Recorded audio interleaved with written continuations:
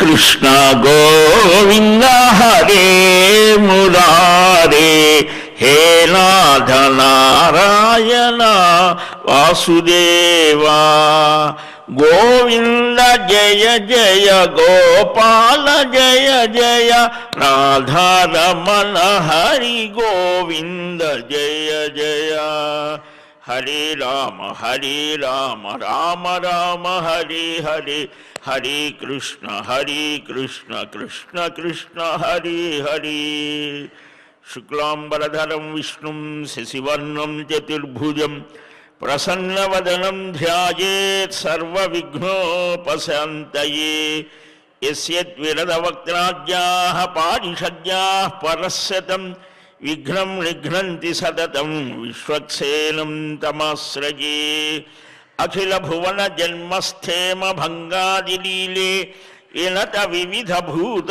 ఉరాత రక్షైక దీక్షే శృతి శిరసి విదీప్తే బ్రహ్మణి శ్రీనివాసే భవతు మమ పరస్మిన్ సేముషీ భక్తి రూపా శ్రీలక్ష్మీ వల్లభారంభాం విఖనో మునిమధ్యమాం అస్మదాచార్య పర్యంతాం వందే గురు పరంపరాం వందే బృందావనాసీనం ఇందిరానందమందిరం ఉపేంద్రం సాంద్రకారుణ్యం పరానందం పరాత్పరం బ్రహ్మ విష్ణు మహేశాఖ్యాయస్యాంశాలోకసాధకాః తమాదిదేవం చిద్రూపం విశుద్ధం పరమం భజే అస్మత్శ్రీ గురుచరణారవిందాభ్యాం నమః పరమగురుభ్యో నమః సర్వగురుభ్యో నమః కృష్ణ గోవింద నారాయణ ముకుంద మాధవ శ్రీహరి పద్మనాభ దామోదర ఇలాగ భగవన్నామాలు అనవరతము స్మరిస్తే ముఖ్యంగా ఈ ఉషోదయ వేళలో వెంకటాచలంలో కూర్చొని బ్రహ్మముహూర్తంలో స్మరణ చేయడం ఒక మహద్భాగ్యం. మహర్షులు, దేవతలు, సిద్ధులు, సాధ్యులు అందరూ కూడా ఈ బ్రహ్మముహూర్త సమయంలో అంటే తెల్లవారుజామున 3 గంటల నుంచి 6 గంటల లోపు ఆ కాలం అమృత కాలం. ఆ కాలంలో అందరూ వచ్చి స్వామిని స్మరిస్తారు, ధ్యానిస్తారు. ఆ కాలానికి దగ్గరగా మనం ఈ పుష్యమాసంలో కృష్ణపక్షంలో సప్తమి రోజున భృగువాసరం భార్గవీలోక జననీ రమా మంగళదేవత అని ప్రతి భృగువాసరం అంటే లక్ష్మీవారం, భార్గవవారం అంటే శుక్రవారం రోజున స్వామి ఎంతో ఆనందిస్తారట. స్నానం చేస్తారు కదా, అమ్మతో కూడి ఆ అమ్మ వైకుంఠం నుంచి భృగు మహర్షి తాడనం చేశాడని, కాలితో తన్నాడని కోపాన్ని అభినయించి భూలోకానికి తెచ్చింది స్వామిని. ఆయన హృదయంలో కూర్చొని శ్రీనివాసుడు అనే పేరు ఆయనకు రావటానికి కారణభూతురాలై. ఆయన చూసేటువంటి దృష్టి అందరి మీద ప్రేమభావంతో ఉండాలి అని ఆయన దృష్టితో తాను కూడా హృదయంలో కూర్చొని అందరినీ చూస్తోందిట. అంత మాత్రమే ఆమెకు తృప్తి కలగక తిరుచానూరులో ప్రత్యేకంగా కూర్చొని మనల్ని రక్షించడానికి వస్తోంది. అందుకనే మొదటగా అమ్మని స్మరించాలి అని అన్నారు. అమ్మ అంటేనే ఇద్దరు వస్తారు, లక్ష్మీనారాయణులు. అకారము నారాయణునికి సంకేతం, మకారం లక్ష్మీ స్వరూపం. అమ్మ అంటే లక్ష్మీనారాయణుని ఇద్దరినీ స్మరించినట్టే. అలాంటి అమృతమైనటువంటి భావాలతో కూడినటువంటిది మన తెలుగు భాష. ఆ సంస్కృతాన్ని నుంచి తీసుకున్నటువంటి అపూర్వమైనటువంటి భావాలతో కూడినటువంటి అలాంటి లక్ష్మీనారాయణుల యొక్క దివ్యమైనటువంటి శ్రీచరణాలని మనమంతా శరణాగతి చేయటానికి మనకు ఆ పురాణ పురుషోత్తముని యొక్క దివ్య వైభవాన్ని వివరించడానికి వేదవ్యాస మహర్షి అష్టాదశ పురాణాలను అనుగ్రహించారు. పురాణ వాన్మయం, పుక్కిట పట్టవలసినటువంటి, అవేవో పుక్కిట పురాణాలు కాదవి. మన హృదయానికి ధర్మాన్ని గురించి, మనుష్యుడికి మాత్రమే ధర్మాచరణ అనేది ఉన్నది, పశుపక్షాదులకు లేదు. అవి వాటి ధర్మం అవి పాటిస్తాయి. కానీ మనుష్యుడే ధర్మాన్ని తప్పి నడిచేవాడు, క్రమం తప్పి నడిచేవాడు. కాబట్టే వీడి కోసం వేదాలు, ధర్మాలు, ధర్మశాస్త్ర అన్నీ వచ్చాయి, మన కోసమే వచ్చాయి. ఈ సృష్టిని గురించి అవగాహన చేసుకొని బ్రహ్మాండాన్ని ఎవరు సృష్టించారు అనేటువంటి దాన్ని చెప్పడానికి బ్రహ్మభవత్ స్వయం, పరబ్రహ్మమే బ్రహ్మమై ఉన్నటువంటి ఆ స్వరూపాన్ని బ్రహ్మపురాణం చెప్తోందని నిన్న చెప్పుకున్నాం. ఆ బ్రహ్మ ఎలా వచ్చాడు? పద్మం నుంచి వచ్చాడు. అది రెండవది పద్మపురాణం అని స్మరించారు. ఈ సృష్టికి కారణభూతమైనటువంటి ఆ బ్రహ్మ పుట్టింది పద్మం నుంచి అయితే, ఆ పద్మానికి మూలమైనటువంటి వాడు ఎవరు? మహావిష్ణువు. కాబట్టి విష్ణుతత్వాన్ని ప్రతిపాదించేది విష్ణు పురాణం. ఆయనకు నివాసమేది? శేషశయ్య మీద పవలించి ఉంటాడు. శేషుడికి ఆధారం వాయువే. ఆ శేషశయ్యని నిరూపించేది వాయుపురాణం. ఆ వాయుపురాణంలో ఎన్నో అద్భుతమైన ఖగోళ శాస్త్ర విషయాలు, రాజవంశాలు, చరిత్రకు ఆధారమైనవారు. అవి కావలసినంత వరకు తీసుకొని అక్కర్లేని తీసవతల బారేమని. మనకు తీసుకుంటే అన్నీ కావాలి కదా, అన్నిటినీ అధ్యయనం చెయ్యాలి. ఇది 4వ పురాణం అయితే శేషుడు క్షీరసాగరంలో ఉంటాడు. క్షీరాబ్ధి కన్యకకు శ్రీ మహాలక్ష్మికి నీరజాలయములకు నీరాజనం అని అన్నమాచార్య స్వామి ఎంత అద్భుతంగా గానం చేశారండి. ఆ క్షీరసాగరంలో ఉంటాడు స్వామి. ఆ క్షీరాబ్ధి కన్యక వైభవాన్ని వివరించేది కాబట్టే శ్రీమద్ భాగవతం 5వ పురాణం అయింది అష్టాదశ పురాణాల్లో. ఆ మహావిష్ణువుని నిరంతరం సేవిస్తూ తన మృదు మధురమైన వీణా గానంతో కీర్తించేటువంటి నారదుడు శ్రోతగా ఉండేటువంటిది నారద పురాణం. అదే మనకి ఇప్పటిదాకా చెప్పారు కదా, ఇంకా చెప్తాం. సృష్టి చక్రాన్ని ఈ విధంగా తిప్పేదెవరు అనంటే ఆ భగవన్ మాయ ఎలాంటిది అని చెప్పేది మార్కండేయ పురాణం. అంతేకాదు ఈ మహాభారతంలో వచ్చే సందేహాలను తీర్చడానికి పుట్టింది మార్కండేయ పురాణం. మార్కండేయుడు మహాభక్తుడు, మహావిష్ణువుకి కూడా ఆయన పరమభక్తుడు. ఆ భిత్తిపార్శ్వే మార్కండేయమావాహయామి అని శ్రీవారి ఆలయంలో వైఖానస భగవత్ శాస్త్ర కోవిదులు మార్కండేయుణ్ణి కూడా ఆ గర్భాలయంలో ఒక భాగంలో ఆయన్ని కూడా ఆహ్వానం చేస్తాడు. సప్త కల్పజీవి, అల్పాయుష్కుడైనటువంటి వాడు భగవంతుణ్ణి స్మరించడం చేత కల్పాయుష్కుడయ్యాడు. భగవంతుని యొక్క స్మరణ అంతటి శక్తివంతమైనది అని నిరూపించాడు. ఇక ఘటంలో ఉన్న ప్రాణంలాగా బ్రహ్మాండంలో ఒక శక్తి ఉన్నది. అది అగ్ని రూపంలో క్రియాశీలకమై వస్తువులకు మూల ప్రేరణనిస్తుంది. మనలో కూడా ఆ అగ్నితత్వం ఉంటుంది. అహం వైశ్వానరో భూత్వా ప్రాణినాం దేహమాశ్రిత ప్రాణ అపాన సమాయుక్తం పచామ్యన్నం చతుర్విధమని ప్రతిరోజు మనం ఆహారాన్ని తీసుకునే సమయంలో లోపల ఉన్నటువంటి ఆ వైశ్వానర అగ్ని రూపంలో ఉంటాడు. ఆయన పచనం చేస్తాడు, లేకపోతే ఇది జీర్ణం కాదు మనం తీసుకునే ఆహారం. అందుకనే మన ఆహారం కూడా అది ఆత్మయజ్ఞం అన్నారు. లోపల ఉండేటువంటి ఆ పరమాత్మకు మనం ఆహుతి సమర్పిస్తున్నాం అనే భావనతో ఆహారం తీసుకోమన్నారు. అంతేగాని పొట్ట నిండటం కోసం కాదు. మనం బ్రతికే ప్రతి సన్నివేశం కూడా యజ్ఞమయంగా భావించారు మహర్షులు. అలాంటి మహర్షుల యొక్క వారసులం, ఆర్షధర్మం అన్నారు. అందుకనే మనకి ఈ అగ్ని పురాణం దాన్ని ప్రతిపాదిస్తోంది. అగ్నితత్వం సూర్యుడి మీద ఆధారపడి ఉంది. అందువలన సూర్యుడే క్రియాశీల వస్తువులకు ప్రేరణ శక్తి. అందువలనే వేదం సూర్యుడే సూర్య ఆత్మ జగతస్తస్తుషస్త అని ఆ సూర్యుని యొక్క స్థావర జంగమ సృష్టికి ఆత్మ అని చెప్తారు. ఈ సృష్టికి ఉత్ప్రేరకం, ఉత్పాదకుడైన సూర్యుని యొక్క మహిమ ప్రతిపాదించేది భవిష్య పురాణం. దాంట్లో అనేక సందర్భాలు, జరగబోయేవి, జరిగినవి, జరుగుతున్నవి, చాలా విషయాలు చెప్పాడు. సూర్యోపాసన గురించి విశేషంగా చెప్పాడు, విస్తృతంగా చెప్పాడు.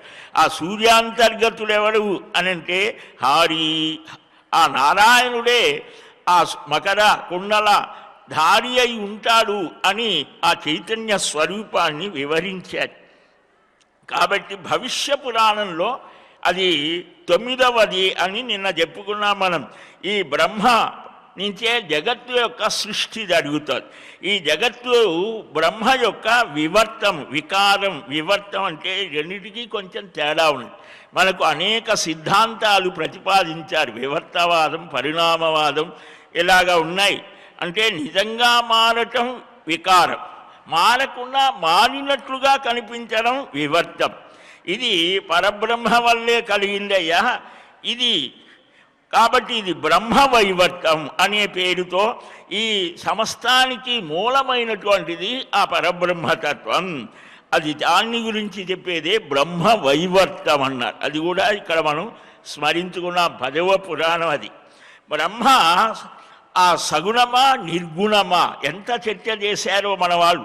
భారతదేశంలో పరమాత్మని గురించి, మనుష్యుడి యొక్క స్థితిని గురించి చేసినటువంటి చర్చలు ఏ దేశంలో జరగలేదని మనం గర్వంగా చెప్పవచ్చు. అయితే అంత మాత్రం చేతనే కాదు, మనం కూడా అవగాహన చేసుకునే ప్రయత్నం చెయ్యాలి. లేకపోతే ఇప్పుడు మనల్ని ముంచేసే వాళ్ళు తయారయ్యారు. మన గ్రంథాల్లోవే చెబుతూ అదిగో ఈ శ్లోకం అక్కడ ఉన్నది, ఆ మంత్రం అక్కడ ఉన్నది, ఎక్కడ ఉన్నదో మనకు తెలియదు. వాడు చెప్పిందే ఓహో నిజమే అనిపిస్తే భ్రమలోకి పడిపోతాం. మన పిల్లల్ని కూడా ఏమార్చే వాళ్ళు తయారయ్యారు. కాబట్టి మనం చక్కగా గ్రహించాలి. ఈ సగుణ నిర్గుణ రూపాలలో ఉన్నటువంటి ఆ పారమ్య స్థితిని చెప్పేటువంటిది. సమస్తము ఎక్కడ లీనమవుతోందో లీయతే, అది ఆ తత్వాన్ని చెప్పేదే లింగ పురాణం. యోగ వైభవాన్ని విస్తృతంగా వర్ణిస్తోంది. బ్రహ్మ యొక్క సగుణ రూపాలలో ప్రసిద్ధి పొందినటువంటి తీర్థక్షేత్ర వ్రతాల యొక్క మాహాత్మ్యాన్ని వర్ణించేది. అలాగే శ్రీరామ కథ, కృష్ణ కథలలో ఉన్నటువంటి విశేషాలని చెప్తోంది స్కాందం.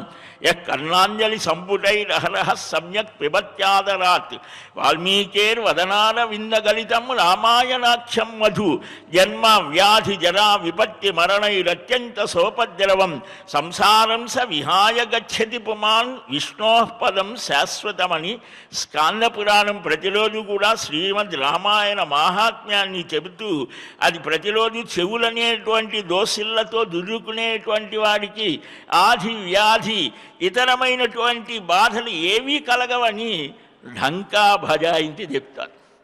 కనుక ఇలాగ అన్ని పురాణాలలో ఈ మహాత్మ్యాలు చెప్పారు.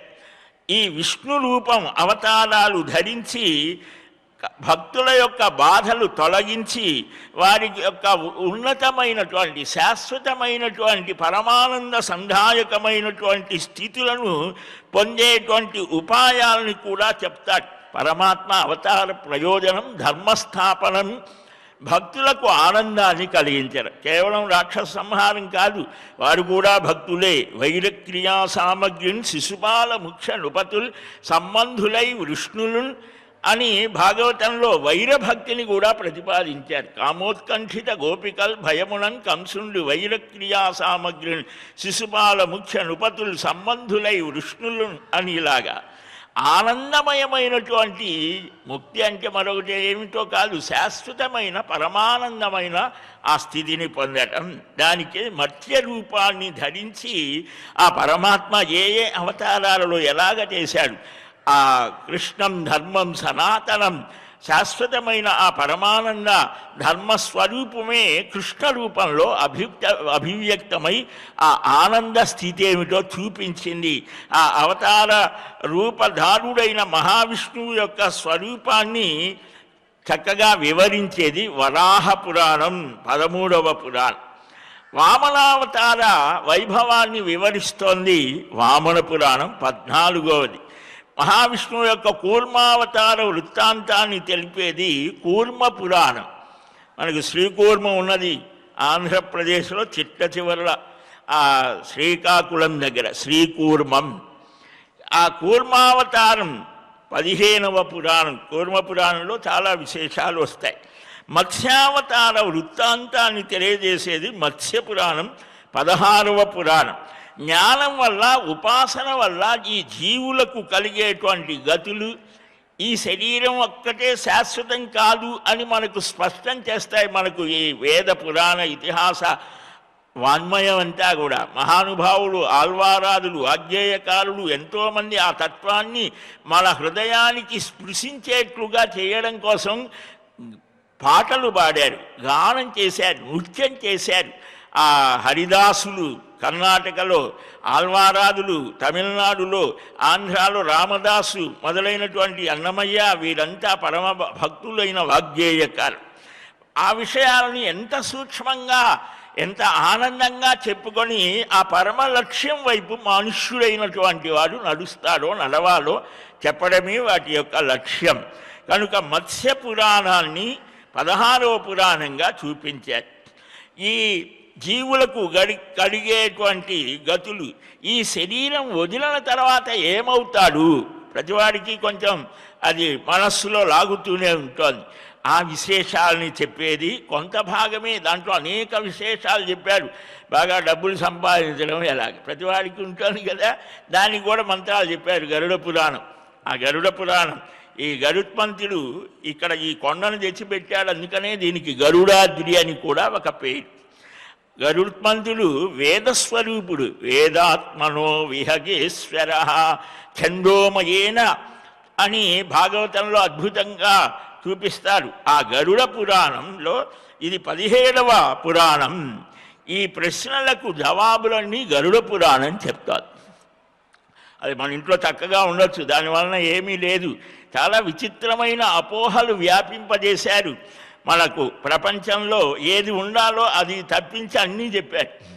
అన్నిటి మీద మనకు అవగాహన ఉన్నది, కానీ ఉండవలసిన దాని మీద లేదు. లేకపోగా అక్కర్లేనివన్నీ కూడా విపరీతంగా. ఇప్పుడు కొంతమంది కాళ్ళకేవో నల్ల దారాలు, ఎవరు చెప్పాడు అది?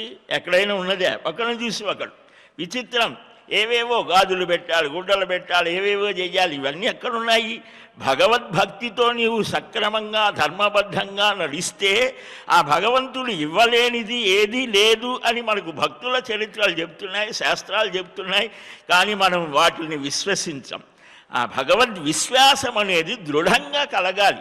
ఎంతటి వాడికైనా శాస్త్రాధ్యయనం చేసినా, వేదాధ్యయనం చేసినా ఈ పరమ విశ్వాసం కలగటం చాలా దుర్లభం. ఎందుకని? శరణాగతిలో అనుకూల్యస్య సంకల్ప ప్రాతికూల్యస్య వర్జనం రక్షిష్యతీతి విశ్వాస గోప్తృత్వవరణం తథా ఆత్మనిక్షేప కార్పణ్య షడ్విధా శరణాగతి. 6 లక్షణాలు, 6 అంగములు అన్నారు. ఇవి భక్తి, ప్రపత్తి అనే పదాలు వింటుంటాం. దాన్ని పూర్తిగా అవగాహన చేసుకుంటే మనం దేనికి భయపడాల్సిన అవసరమే లేదు. నిర్భయత్వం, అరోగత, అజాడ్యం. ఏం చెప్తారు మనకు? పరమదేవతా మూర్తులను చూస్తే అభయం, సర్వభూతేభ్య దదామి ఏతద్ వ్రతం మమ. రామావతారంలో ప్రతిజ్ఞ, వరాహావతారంలో ఆయన ప్రతిజ్ఞ చేశాడు, పాషాణ కాష్ట సదృశాయ దదామి ముక్తిం. ప్రతిరోజు కూడా కృష్ణ, జనార్దన, వాసుదేవ అని స్మరిస్తే చాలన్నాడు. ఇంతకంటే ఎవరు చెప్తారు? గ్యారంటీ ఎవరిస్తాడు ఈ గ్యారంటీ? మనకు పరమాత్మే ఇచ్చిన గ్యారంటీని నమ్మం, ఇంకెవడో ఇచ్చిన అన్నీ నమ్ముతాం, మునిగిపోతాం. కాబట్టి పరమాత్మని మనం బాగా దృఢమైనటువంటి విశ్వాసం ఉండాలి. అందుకనే ఈ 18వ పురాణం బ్రహ్మాండ పురాణం. ఈ జీవుడి యొక్క సమస్తమైన గతులను వివరించేటువంటిది. మొదట్లో బ్రహ్మపురాణం, మధ్యలో బ్రహ్మవైవర్తం, చివరలో బ్రహ్మాండం. ఇక దాన్ని మించినది ఏదీ లేదు. ఇక్కడ ఏవైతే ఉన్నాయో సకల జంతు ప్రాణులకు అన్నిటికీ కూడా పరమగతిని పొందాలి అని మనం ఆకాంక్షిస్తాం. అందుకని రామకోటి వ్రాసేవారు వెనక పెద్దవారు. ఆ రాస్తే ఏం చేసేవారు అంటే, ఒక తోట ఉంచి అవి శిథిలమైన తర్వాత గోధుమ పిండిలో కలిపి నది మధ్యలో వదిలేవారు. గోదావరిలోనూ కానీ గంగలో కానీ. అంటే ఏమిటి దాని భావం అంటే జలచరాలు కూడా ఆ రామనామ స్పర్శ వల్ల ముక్తి పొందాలి. ఎంత గొప్ప భావం అండి మనకు ఆ మహానుభావులు చూపించినటువంటివి. రౌరవే పుణ్యనిలయే పద్మ అద్భుత నివాసినాం అని ప్రతిరోజు అన్నం తిన్న తర్వాత మనం ఎంగిలి నీళ్లు వదులుతాం. ఆ రౌరవాది నరకాల్లో ఉన్నటువంటి వారికి నీళ్లు దొరక్కపోతే ఇదిగో ఇవి వారికి చెందుగాక. ఆ అంతటి అద్భుతమైనటువంటి సర్వలోకాలు క్షేమంగా ఉండాలి అనేటువంటి భావనతో చెప్పినటువంటివి కనుక ఈ 18 పురాణాలలో విశేషించి అనేకమైన ప్రతిపాదనలు చేశారు. ఋషి దేశ మహావీర చరితాన్యవతారకా రాజా విధిద్రత తీర్థానాంనాం సాహస్రమేవచ ఋషిరాజ్ఞాం వంశసూతి యుగా సృష్టిశ్చ ద్వాదశ సామాన్యతః పురాణేషు విషయాః ప్రతిపాదితాః. ఋషులను గురించి దేశాలను గురించి ఇక్కడ ఉన్నటువంటి దేశం మనొక్కటిదే కాదు. భారతదేశం అనేది ఇప్పుడు మనం సంకుచిత అంటే చాలా తగ్గిపోయింది. 77 లక్షల కిలోమీటర్ల విస్తారం కలిగిన ఇవాళ 10-15 దేశాలు. ఒకప్పుడు దీంట్లోవే ఇంత విస్తృతమైనటువంటిది. శ్రీమద్ రామాయణంలో రామచంద్రమూర్తి కూడా అంటాడు, ఈ భూమండలం అంతా ఇక్ష్వాకు వంశీయులే శాసించేవాడు. సశైల వనకారణం, పర్వతాలతో నదులతో ఉన్నటువంటి ఈ ప్రపంచం అంతా కూడా ఆది మొట్టమొదటగా మనువే రాజు. అందుకనే మనుస్మృతే మొదటి శాసనం. మనుష్యుడైన వాడు ఇలాగ ఉండాలి. ఆ మనువు నుంచి వచ్చాం కాబట్టే మానవులు అని అన్నారు. నువ్వు క్రొత్తవాడివి కాదు అని కూడా చెప్పారు. అవతార కథలు మహావీరుల చరిత్రలు, యజ్ఞాచరణ ఎలాగ ఉండాలి, తీర్థాలు, ఋషుల రాజుల వంశాధికాలు, మహర్షులు ధర్మాన్ని ప్రతిపాదించి చెయ్యాలని శాసిస్తే దాన్ని ఆచరించి దాన్ని శాసించిన వారు రాజులు. ఏ రాజులు ఎలాగా నడిచారు, ఏ మహర్షులు ధర్మాన్ని నిలిపారు. ఆ వేణుడి కథలో వస్తోంది, సరైనటువంటి స్థితిలో లేకపోతే శాసించారు, వచ్చి ఆ పృథు చక్రవర్తిని సృజించారు. సాక్షాత్తుగా మహావిష్ణువునే రప్పించారు. భాగవతంలో వస్తోంది పృథు చరిత్ర, పృథు మహారాజు ఆదిరాజు అని.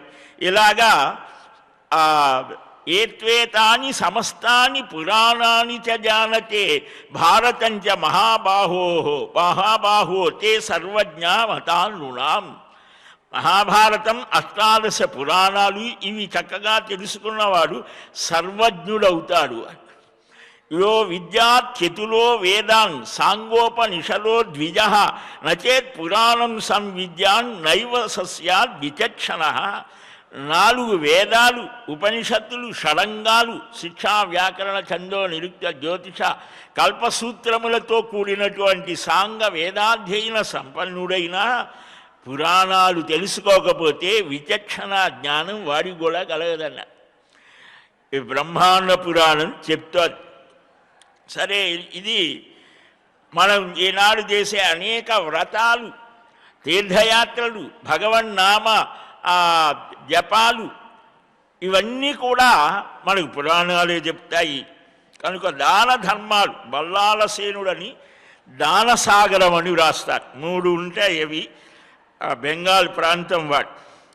ఆయన ఈ పురాణాల స్వరూపం అంతా కూడా ధర్మశాస్త్రాలని అనుసరించి ఈ దాన విషయకమైన సర్వ విషయాలు సంగ్రహించాడు. దాంట్లో బ్రహ్మ, వరాహ, ఆగ్నేయ, భవిష్య, మత్స్య, వామన, వాయు, మార్కండేయ, విష్ణు ఈ పురాణాలన్నిటిలో ఉన్న ఆయా వ్రతాల్ని సంకలనం చేశారు. మనకు కూడా శ్రీవారికి సంబంధించినటువంటి ఆ విజ్ఞానాన్ని 12 పురాణాలలో చెప్పారు. అనంతాళ్వార్ 10వ శతాబ్దిలోనే సంకలనం చేశాడు వెంకటాచల మాహాత్మ్యం. దానిలో అనేకమైనటువంటి విషయాలు రావటం జరుగుతుంది. కనుక నిన్న మనం కొన్ని తెలుసుకున్నాం సంక్షేపంగా, ఈ ఏ పురాణాలులో ఏ విషయాలు అని, ఏ శ్లోకాలు ఉన్నాయో కూడా చెప్పి ఈ 10 పురాణాల గురించి బ్రహ్మవైవర్త పురాణం దాన్ని నిన్న స్మరించుకున్నాం, ఎన్ని శ్లోకాలు ఉన్నాయి ఏమిటని. అలాగనే లింగ పురాణంలో 28, ఇక్కడ లింగ పురాణం 28 అవతారాలు శివుడు కూడా ధరించాడని చెప్తారు. పశుపతి శబ్దాల వివేచనాత్మకమైన వ్యాఖ్య ఉంటుంది. ఆ వరాహ పురాణం అనేది 24,000 శ్లోకాలతో ఉంటుంది, 218 అధ్యాయాలతో ఉంటుంది. దీంట్లో విశేషం ఏంటంటే వరాహ పురాణంలో మన కోసం భూదేవి మనుష్యుడు ఏ విధంగా నడవాలి, భాగవత ధర్మాలన్నీ అడుగుతుంది. ఏం చేస్తే మనుష్యుడు త్వరగా ఆ భగవంతుని యొక్క దివ్యానుగ్రహాన్ని పొందుతాడు, ఇది అడిగితే దానికి సమాధానం 12. సామాన్యంగా పద్మపురాణం ఇవన్నీ కూడా ఏకాదశిని గురించి విశేషంగా చెప్తాయి, కానీ వరాహ పురాణంలో 12 గురించి విశేషంగా చెప్పారు. రామలక్ష్మణ ఒక్కొక్క ఆ 12 తిథికి రామలక్ష్మణ 12 అని ఇలాగ వాటికి పేర్లు కూడా ఉన్నాయి. 12 వ్రత మాహాత్మ్యాన్ని చెప్పారు. 11 ద్వాదశులకు 11 విష్ణు రూపాలతో సంబంధం ఉన్నట్లుగా చెప్పారు. మార్గశిర శుక్ల 12, మత్స్య 12, పుష్యశుక్ల 12, కూర్మ 12, మాఘ 12, వరాహ 12, ఫాల్గుణ 12, నృసింహ 12, చైత్ర 12, వామన 12 అని. వైశాఖంలో పరశురామ 12, జ్యేష్ఠమాసంలో రామ 12, ఆషాఢ 12, కృష్ణ 12, శ్రావణ 12, బుద్ధ 12, భాద్రపదం కల్కి 12, ఆశ్వయుజ 12, పద్మనాభ 12.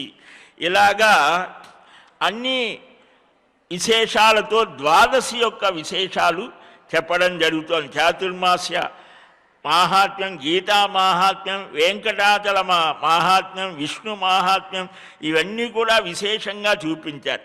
ఇక స్కాందంలో 81,000 శ్లోకాలు ఉన్నాయి.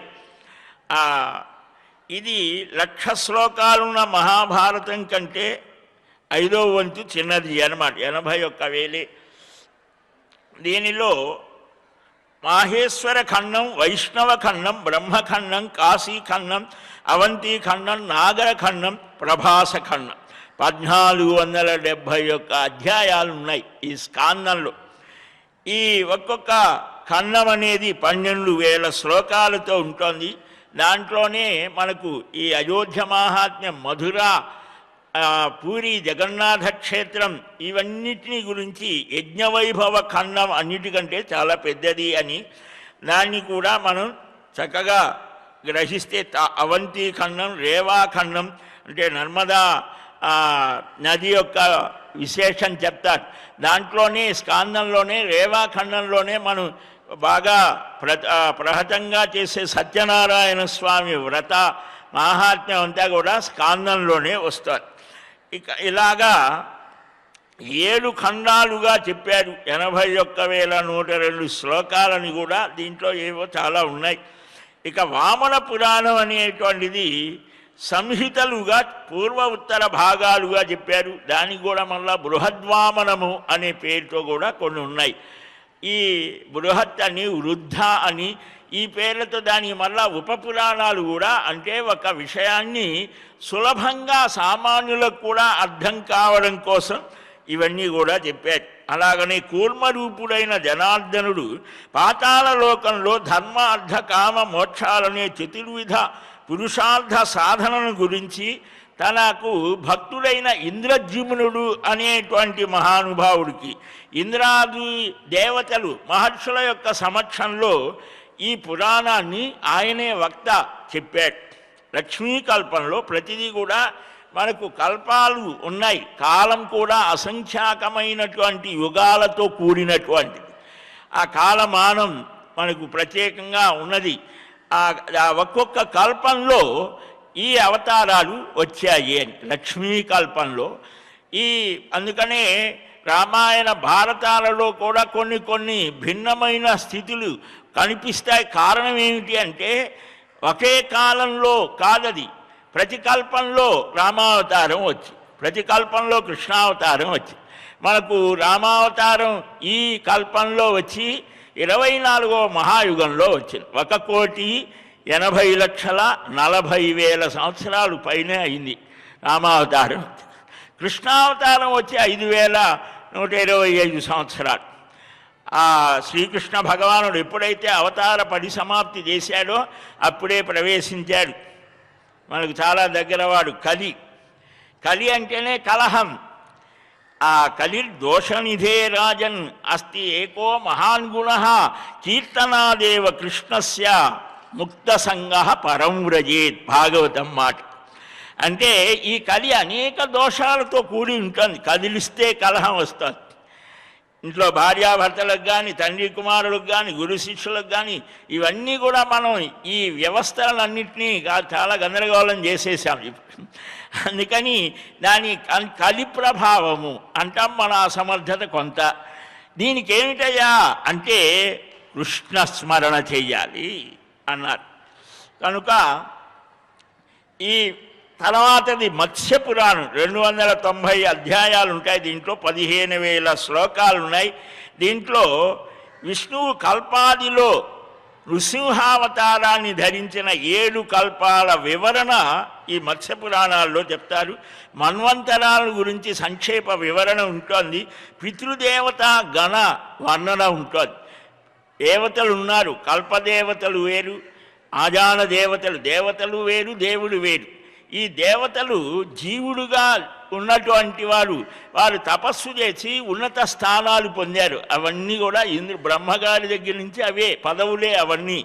ఒక్కొక్క మన్వంతరంలో ఒక్కొక్కరికి ఆ స్థానాన్ని ఇస్తాడు. అలాగే పితృదేవతలు ఉన్నారు. కేవలం పితృదేవతలు అంటే మన తల్లి తండ్రి వాళ్ళే కాదు, తాత వారు కూడా వేరువేరుగా పితృదేవతా గణం ఉన్నది. వారికి మనం ప్రతి అమావాస్యని పితృదేవత స్మరణ చేయాలి. ప్రతిరోజు కూడా వారికి దేవర్షి పితృకార్యాభ్యాం న ప్రమదితవ్యం వేద శాసనం. ప్రతిరోజు కూడా దేవ ఋషి పితృతర్పణం చెయ్యాలి అని స్మరించాలి. మత్స్య పురాణంలో 53వ అధ్యాయంలో ఈ 18 పురాణాలలో ఉండే లక్షణాలు, అంశాలు, శ్లోక సంఖ్య వివరంగా చెప్పారు. ఈ సృష్టి యొక్క ఆరంభం అన్నిటినీ గురించి చెప్పడం జరుగుతోంది. కాళిదాసు విక్రమోర్వశీయము అని ఒక నాటకం రాశారు. దానికి ఊర్వశి ఉపాఖ్యానం దీంట్లోనే ఉంటుంది అని. అలా ఆ తర్వాత గరుడ పురాణంలో మనకు ఈ 264 అధ్యాయాలు 18,000 శ్లోకాలు. ఇక్కడ అద్భుతంగా ఈ నాదనీరాధన వేదిక మీద నుంచే చెప్పారు. దాంట్లో 45 అధ్యాయాలు మనం భయపడేటువంటివి. సరే, అది కూడా చక్కగా చెప్పడం జరిగింది. ఆ తర్వాత చివరిది బ్రహ్మాండ పురాణం. బ్రహ్మచేత భవిష్యకల్పంగా వృత్తాంతం చెప్పబడింది కాబట్టి బ్రహ్మాండ పురాణం 12,200 శ్లోకాలతో ఈ భువన కోసం ఈ సకల చరాచర బ్రహ్మాండ వర్ణన దీంట్లో ఉంటుంది. దీంట్లో 161 అధ్యాయాలు 1,200 శ్లోకాలు ఉంటాయి అని. విస్తృతంగా విశ్వభూగోళం అన్నారు. మన వాళ్ళు ఎక్కడా కూడా ఏ పొరపాటు లేదు. వరాహమిహిరుడు వాళ్ళంతా కూడా జ్యోతిష శాస్త్ర రీత్యా చెప్పారు. ఎప్పుడో కొన్ని శతాబ్దాల పూర్వమే. అసలు ఆ పేరులోనే మనం భూగోళం అన్నాం. అంటే రౌండ్గా ఉంటుంది, అంతేగాని బలపరుపుగా ఉంటుందని ఎక్కడ చెప్పారు? కనుక మన శాస్త్రాలని అధ్యయనం చేయక విపరీతమైనటువంటి స్థితిలో చెప్తారు. కాబట్టి ఈ విశ్వభూగోళ వర్ణనలో జంబూద్వీపం, దానిలో పర్వత నదీనద వర్ణన, భద్రాస్వ కేతుమాల చంద్రద్వీప కింపురుషవర్ష కైలాస శాల్మల ద్వీప కుశద్వీప క్రౌంచద్వీప శాఖద్వీప పుష్కర ద్వీపాల వంటి వర్షములు. వర్షం అంటే ప్రదేశం. కింపురుష వర్షంలో ఈనాటికి ఆంజనేయ స్వామి ఆ సీతారాములని ఆరాధన చేస్తూ ఆ కింపురుషులు రామ కథని, ఆ రామ గుణగానం చేస్తూ ఉంటే వింటూ ఉంటారట. ఎక్కడైతే ధర్మబద్ధంగా నడిచేటువంటి వాడికి ఆయన తోడు ఉంటాడు, అది నిస్సందేహం. ఎందుకంటే తులసీదాసు చరిత్రలో చూస్తాం, మహాభారతంలో భీమసేనుడు ఒక్కసారి సింహనాదం చేస్తే ఆ జెండా మీద ఉన్నటువంటి కపిరాజు ఆయన కూడా పెద్దగా ఒక్కసారి సింహనాదం చేసేవాడు. చేస్తే సగం సైన్యం కృష్ణార్పణం. అలాగా అంటే ఏమిటి, ఆ శక్తి ఆయన సరాసరి రాకుండా తాను ఎవరైతే ఆ రామభక్తిలో ధర్మ మార్గంలో నడుస్తాడో వాడికి ఆంజనేయ స్వామి శక్తి వచ్చి తోడు అవుతుంది. వాడు మామూలు వాడే అయినప్పటికీ కూడా ఆ ధర్మ మార్గంలో రామనామ స్మరణ చేత ఒక శక్తివంతమైనటువంటి స్థితి ఏర్పడుతోంది. అందుకని ప్రతి ఇంటి మీద హనుమధ్వజం ఎగురవేయమన్నారు పెద్దలు. దానివల్ల మనకు బుద్ధిర్బలం, యశో, ధైర్యం, నిర్భయత్వం, అరోగత, అజాడ్యం ఎన్ని ఫలితాలు చెప్పారు. సరే, ఇది ఈ విధంగా నదీ తీర్థాల వర్ణన, మన్వంతరాల వివరణ ఇవన్నీ కూడా ఉంటాయి ఈ పురాణాలలో. అయితే విషయైక్యత ఏదైనా ఉన్నదా? దీంట్లో కూడా ఆయా క్షేత్ర మాహాత్మ్యాలు ఇవన్నీ చెప్పారు. సరే, ఇది బాగానే ఉన్నదయ్యా. ఏ కల్పంలో ఎవరు ఎవరికి చెప్పారనేది కూడా మనం ఒక్కసారి గ్రహిద్దాం. బ్రహ్మపురాణాన్ని బ్రహ్మకల్పంలో బ్రహ్మ మరీచి మహర్షికి బోధించాడు. పద్మపురాణాన్ని పద్మకల్పంలో స్వయంభువు మనువు బ్రహ్మకు బోధించాడు. విష్ణు పురాణాన్ని వరాహకల్పంలో పరాశర మహర్షి చాలా అద్భుతంగా బ్రహ్మకు బోధించాడు. వాయుపురాణాన్ని శ్వేతకల్పంలో పరమశివుడు వాయువుకి చెప్పాడు. భాగవతాన్ని సారస్వత కల్పంలో విష్ణువు బ్రహ్మకు చెప్పాడు. దాంట్లోనే వస్తుంది. నారద పురాణాన్ని బృహత్కల్పంలో పూర్వభాగాన్ని సనక సనందన సనత్కుమార సనత్సుజాతులు, మొట్టమొదటి ఇది కుమార సృష్టి అంటారు. పరమయోగ మార్గాన్ని చూపించాడు. 2 రకాలైనటువంటి స్థితులు చెప్పారు, ప్రవృత్తి మార్గం, నివృత్తి మార్గం అని. ప్రవృత్తి మార్గం అంటే యజ్ఞయాగాది ఈ కర్మాచరణ చేస్తూ వివాహితుడై ఈ యజ్ఞ దేవ పితృ ఈ ఋషి పరంపరని కొనసాగిస్తూ, అలాగనే ఇష్టాపూర్త కర్మలు, దేవాలయాలు నిర్మించడం, తటాకాలు, చెరువులు నిర్మించడం, ఇలాగ చేస్తూ ఈ ఆరామ ప్రతిష్ట, ఆలయ ప్రతిష్టలు, పుస్తకాలు ఇవన్నీ కూడా పూర్త కర్మలు అంటే పుణ్యకర్మలు అన్నారు. ఇష్టములు అంటే ఇష్టి అంటే యజ్ఞం, యజ్ఞయాగాదులు చేయడం, దానివల్ల అందరికీ ప్రయోజనం. ఆ ఇష్టాపూర్త కర్మలు చేస్తూ సత్సంతానాన్ని పొందుతూ ధర్మంగా నడిచేటువంటి దానికి మనకు చెప్పినటువంటిది ప్రవృత్తి మార్గము. ఇవేమీ లేకుండా కేవలం పరమాత్మ తత్వాన్నే గ్రహిస్తూ ఆ పరమాత్మ దివ్యానుభూతిని పొందటానికి సమస్త కర్మలను ప్రక్కన పెట్టేసి కేవలం భగవత్ తాదాత్మ్యాన్ని పొందుతూ ఉండేటువంటి దానికి నివృత్తి మార్గం. ఈ 2 ఆరంభంలో చూపించాడు. దక్ష ప్రజాపతుల ద్వారా ప్రవృత్తి మార్గాన్ని, ఈ సనక సనందన సనత్కుమార సనత్సుజాతుల వారి ద్వారా యోగ మార్గం, నివృత్తి మార్గాన్ని చూపించాడు. ఈ 2 కూడా అది నివృత్తి మార్గానికి ప్రవృత్తి సోపాన క్రమం అన్నారు. ఈ కలియుగంలో ప్రవృత్తి మార్గమే శ్రేష్టం అన్నారు. నివృత్తి మార్గం అందరికీ శ్రేయస్కరం కాదు. అందరూ కూడా ఆ సన్యాస ఆశ్రమ ధర్మాలు, ఆ వానప్రస్థ ధర్మాలు చేయలేరు. అందుకనే బ్రహ్మచర్య గార్హస్థ్యం యథా మాతరమాశ్రిత్య మనుస్మృతి చెప్తోంది. ఏ విధంగా అయితే తల్లి 4 కుమారులు ఉంటే వారికి తగినటువంటి ఆహార విహారాలలో తగినటువంటి స్వేచ్ఛనిస్తూ క్రమంగా ఎలాగా వికాసాన్ని పొందడానికి ప్రయత్నిస్తోందో, అలాగనే గృహస్థాశ్రమం కూడా సర్వులకు ఆధారమవుతోంది. తల్లిలాగా ఒక సన్యాసి కానీ, మరొకరు కానీ, ఒక భక్తుడు కానీ, ఒక ఎవరు తయారైనా ఇంటిలో అయ్యేవాడే గృహస్థుగా.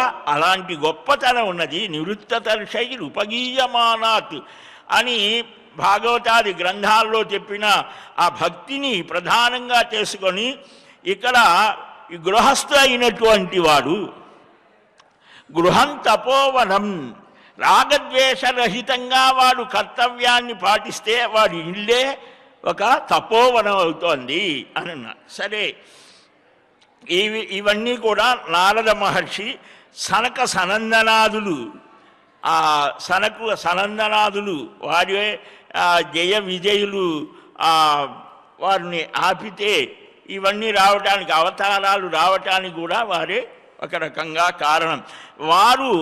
వారి దగ్గర ఈయన నారద మహర్షి ఎన్నోసార్లు ఉపదేశం పొందాడు. ఛాందోగ్యాది ఉపనిషత్తుల్లో కూడా వస్తుంది. ఎన్ని విద్యలు ఉన్నాయి, నువ్వేం చదివావయ్యా? నేను చాలా చదివాను కానీ నాకు మనశ్శాంతి కలగటం లేదని వెళ్ళాడు.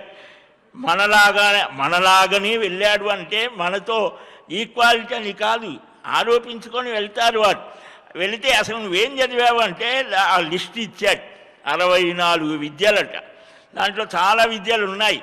అవన్నీ చదివాను కానీ మనస్సు ఉపశమించలేదు అంటే అప్పుడు ఆత్మవిద్య చెప్తాడు. ఛాందోగ్యంలో వస్తుంది. పరవిద్య అపర విద్య అని విభాగం చేసి అందరికీ అన్ని స్థితులు ఉన్నాయి. కాబట్టి అలాంటి మహానుభావుడు ఇంకొక సమయంలో నారదులే వారికి చెప్తాడు.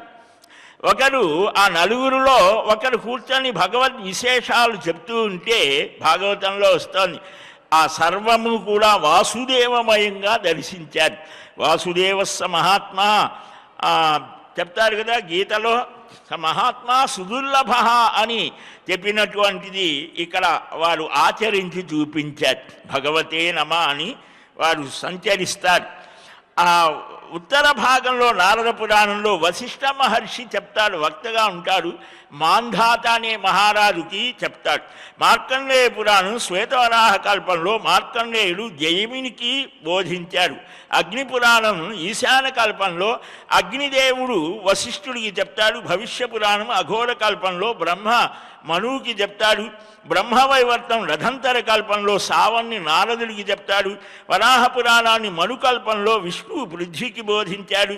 స్కాందాన్ని తత్పురుష కల్పంలో స్కందుడు కుమారస్వామి భూమాతకు బోధించాడు. వామన పురాణాన్ని కూర్మ కల్పంలో బ్రహ్మ పులస్త్య మహామునికి బోధించాడు.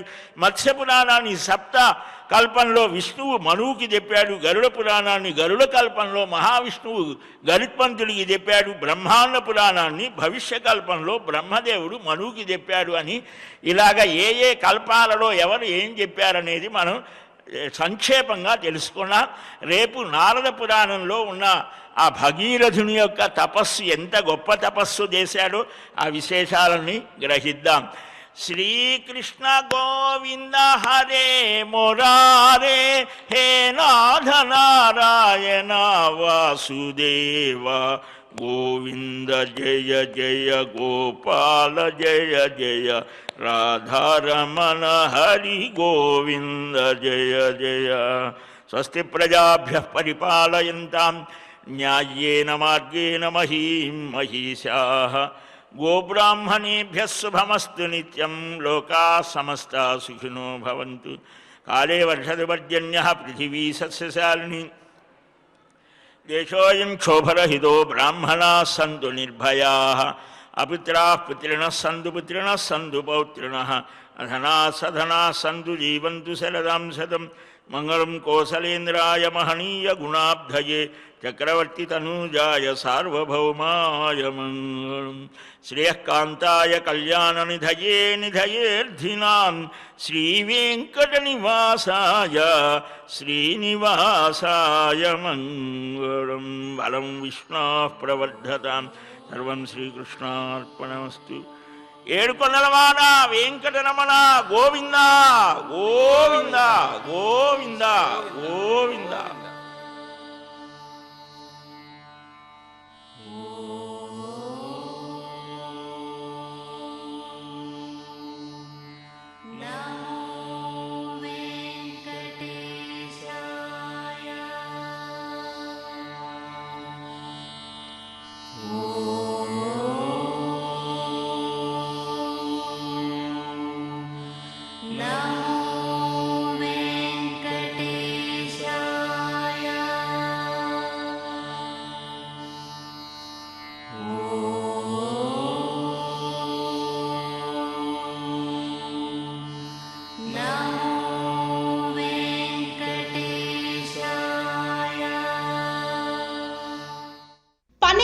మెరిడియన్ హాస్పిటల్ హాస్పిటల్స్ ప్రతి సామాన్యుడికి అందుబాటులో అంతర్జాతీయ వైద్య ప్రమాణాలతో వైద్యం 24 గంటల అంబులెన్స్ సర్వీసుతో పాటు అత్యవసర సేవలతో ఏర్పాటైన చికిత్సా విభాగం మా దగ్గర గుండె సంబంధిత మూత్రపిండ కాలేయ కంటి జబ్బులకు మోకాళ్ల శస్త్రచికిత్సతో పాటు కోవిడ్-19 బ్లాక్ ఫంగస్ వంటి వైరస్లకు అన్ని రకాల ఆరోగ్య సమస్యలకు నమ్మకమైన అత్యాధునిక వైద్య చికిత్సను అందిస్తున్న హాస్పిటల్ పనేసియా మెరిడియన్ హాస్పిటల్స్.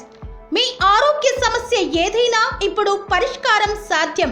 సంపూర్ణ ఆరోగ్యం కోసం సంప్రదించండి Panacea Meridian hospitals, opposite Bheeramguda కమాన్, RC Puram, Sangareddy district, pin code 502032. సంప్రదించాల్సిన ఫోన్ నెంబర్ 0845524177 మరియు 7893757770.